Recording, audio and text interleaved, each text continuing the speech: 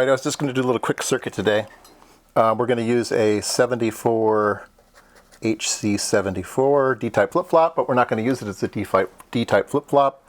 We're just going to tie these high, tie that one high, and then we're going to put a resistor to +5 and a resistor to +5, and then we will have a switch to ground. So we'll have these two switches to ground so we can do our set, reset, set, reset. We're going to bring this over and we're going to set it into a P-type FET, and we're going to have a 51 ohm load, so we'll have about 100 milliamps. And I'll put an LED over there too so we can tell if it's going on or off.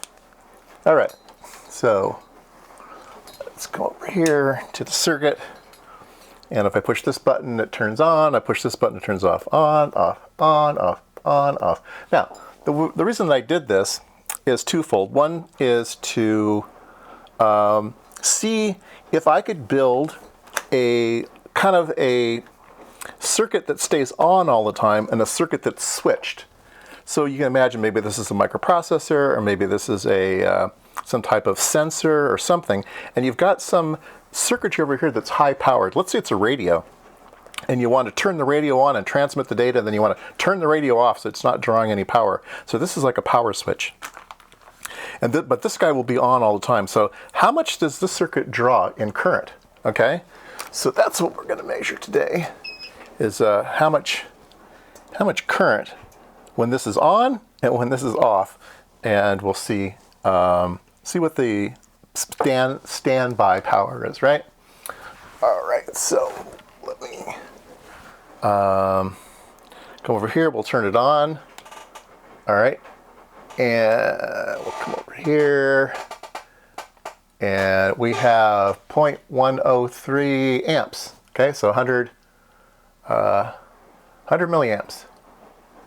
And let's go ahead and change the range on that. Let's see here, digits. How much can we get out of this thing? There we go.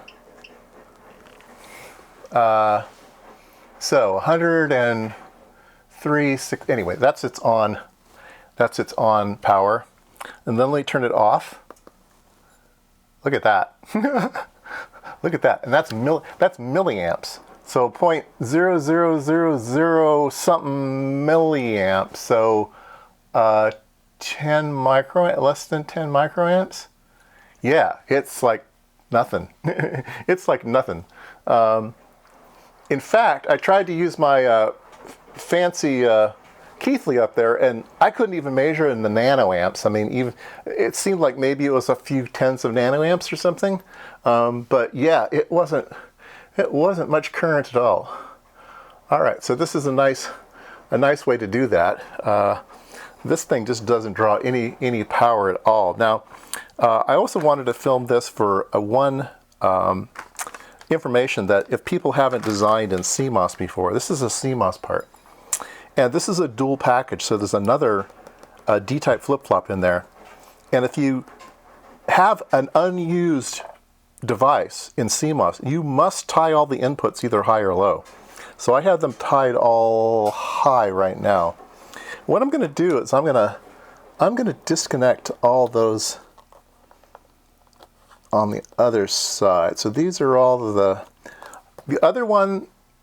I had them all tied high, and I've just removed them, so they're just floating now, which is probably what a lot of people would do. They would just float, okay? And now let's see what the current is. Look at that. Now we're drawing almost a milliamp. Instead of that really, really low power that we had, we're drawing this really awful thing. And you see that it's fluctuating. It's changing up and down, depending on what the state of those. There we go. I'm putting my fingers on them just to make them move, but you know, almost 6 milliamps there at one point. And there you go, see it run away again. So that's why you want to always tie the inputs of an unused gate, what happens is they will kind of drift towards the middle, and then that totem pole on the output. So a CMOS gate generally has a pair of FETs on the output. The totem pole output will be ground in +5, okay? And it'll have this. And if you tie it high or low, then it'll be happy. Either it'll be low or high, and it won't be drawing any current. But if you have it in the middle, then you'll turn both of these on, and you'll get current flow in this totem pole, and that's what causes that irregular current draw. Even though it should be 0, it's actually something else. So anyway, there you go. Quick video for the day.